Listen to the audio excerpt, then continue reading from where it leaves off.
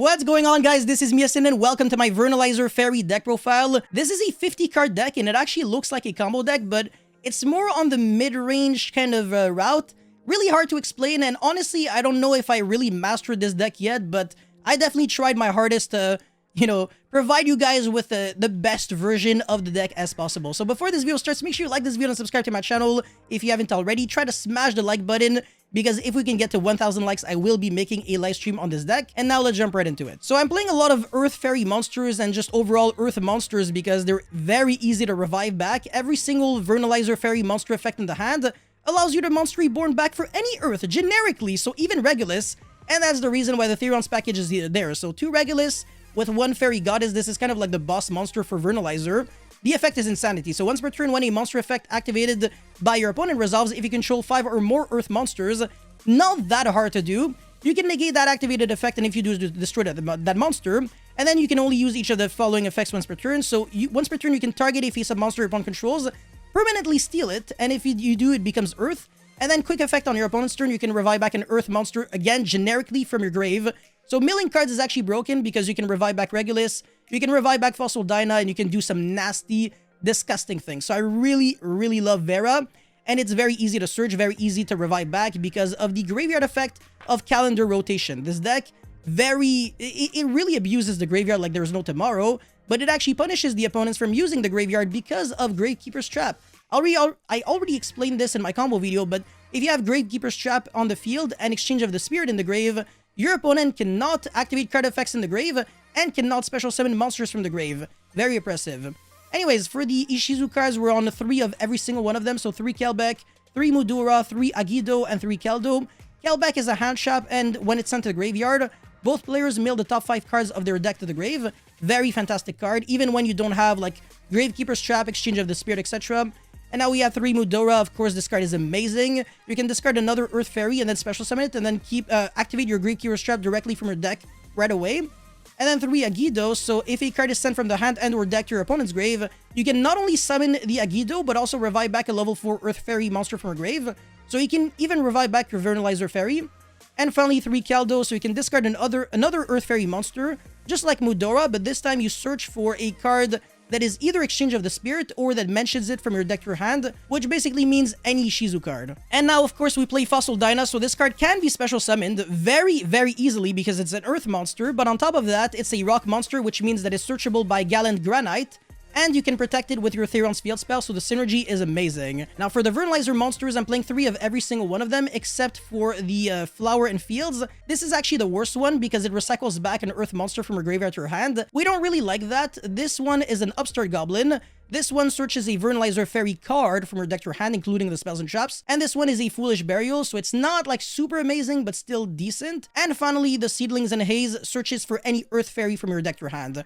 So you have 2 searchers, 1 Upstart, 1 Foolish, and 1 Warrior Returning Alive, if you will. And for the hand traps, I'm playing 3 Ash. You can actually recycle back Ash every single turn because of the Vernalizer Fairy Field spell.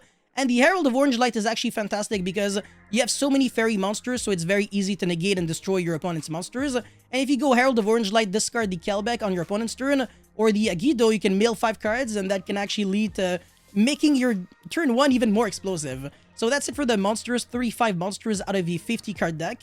For the spell cards, we're on 1 Terraforming because we have 2 different field spells. So Theron This Coliseum, goddammit, Jesus Christ, with the Vernalizer Fairy field spell. You could theoretically play Set Rotation. I'm just not a big fan because we're only trying to play 2 Therion field spell, not 3. And if you mill like 2 and then you have Set Rotation, it's just dead. So I don't know, I'm not like the biggest fan, and the field spells aren't starters on their own. Then 1 Call by the Grave, 2 of the Continuous Spell because it can become bricky if you draw like way too many. In a 40 card deck, I think I would only play 1 of this, even though it's not like a hard once per turn, but a soft one. So if you have multiple copies, you can actually apply its effect multiple times. And now again, 2 of the Theron Field Spell, 3 Vernalizer Fairy Field Spell, so technically 4 because of Terraforming, 1 Exchange of the Spirit, 1 Gravekeeper's Trap, and 3 Calendar Rotation with 1 Vernalizer Fairy and Flower Bud. So again, this is kind of like a Ritual Beast Steeds, bounces back a lot of cards your opponent controls. And the Calendar Rotation on the field, the effect is not that great.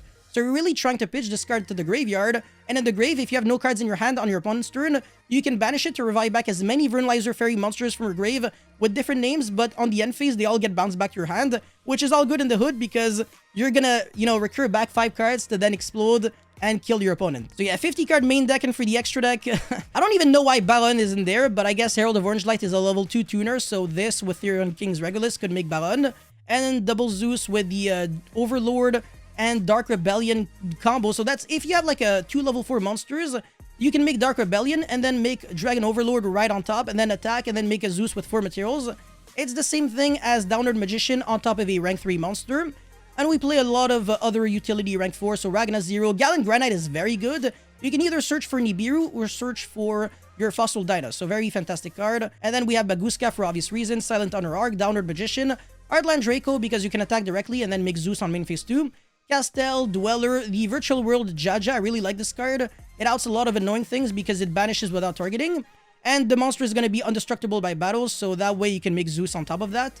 And finally, we have, I don't even know why I'm playing this card. Yeah, I can't even summon it, but I used to test the Melfi build in this deck, and that's the reason why I had it. But it shouldn't be there, so whatever, just try to think about a 15th card that you can put in your extra deck.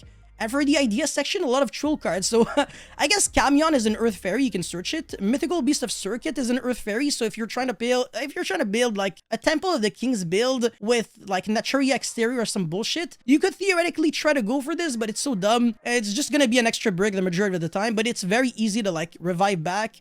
You can Foolish it and then revive it back because it's an Earth Fairy and you can search it, whatever. So yeah, definitely a few options. This card is extremely interesting, Sky Scourge Invisible. It's an Earth Fairy monster as well. It reads this card cannot be special summoned, so you're gonna have to tribute summon it. If you tribute summon this card by tributing one of the following monsters, this card gains the appropriate effect. So we're not really going to, we're not really going to be looking at the Dark Fiend, but if you tribute summon it by tributing a Light Fairy monster, negate the effects of all spell cards. So in other words, this card becomes a spell canceller, searchable spell canceller, if you tribute summon it on top of a Light Fairy. And a good Light Fairy that you can tribute summon on top of would be the Fairy Cheer Girl, which is a rank 4. Or I think there was like a Link 2 monster that would be a Light Fairy, I don't know. But yeah, definitely a few options there, and this card being a spell canceller is pretty nice. And of course, we can play the Trapchick monsters if we really want to. We can play the Bear Statue, but I think Fossil Dyna is better because it covers more ground. Rescue Cat with Rescue Rabbit, Naturia Rose Whip, just Naturia monsters overall. This is the only Earth Fairy monster in the entire game that is a tuner, by the way. Counselor Lily, it's basically a vanilla. It does literally nothing, and on top of that, it's a level 3, which is like absolute garbage. If it was like a level 2, I would actually play it because you would be able to revive it back and then sync with, any level 3 monster in order to make Naturia Beast, but we don't really play any level 2 non-tuners, so therefore this card basically has no purpose. I guess if you want to make Naturia a Barkion, that works, but it's not like super broken. Anyways, Ghost Bell, relatively easy to recycle back because it's an Earth, so I guess there's synergy there. But Ghost Bell as a hand trap is just overall not great. And yeah, again, Guild Dog Res in Earth, so you can easily revive it back, but I don't know, is it really worth it? Like, you're paying 6k just to search maybe 2 cards. If you're playing Magician Souls with like Illusion of Chaos and then you're searching, you're sending Herald of Arclight or you're sending Elder Entity Entis or some other stuff, it could be cute, but it's kind of not really needed. And I don't know why I'm playing another Flower Buds in the idea section. So that's pretty much it for this deck list. Make sure you let me know your thoughts about this deck in the comment section below. As always, don't forget to like and subscribe, and I'll see you guys very soon. Peace.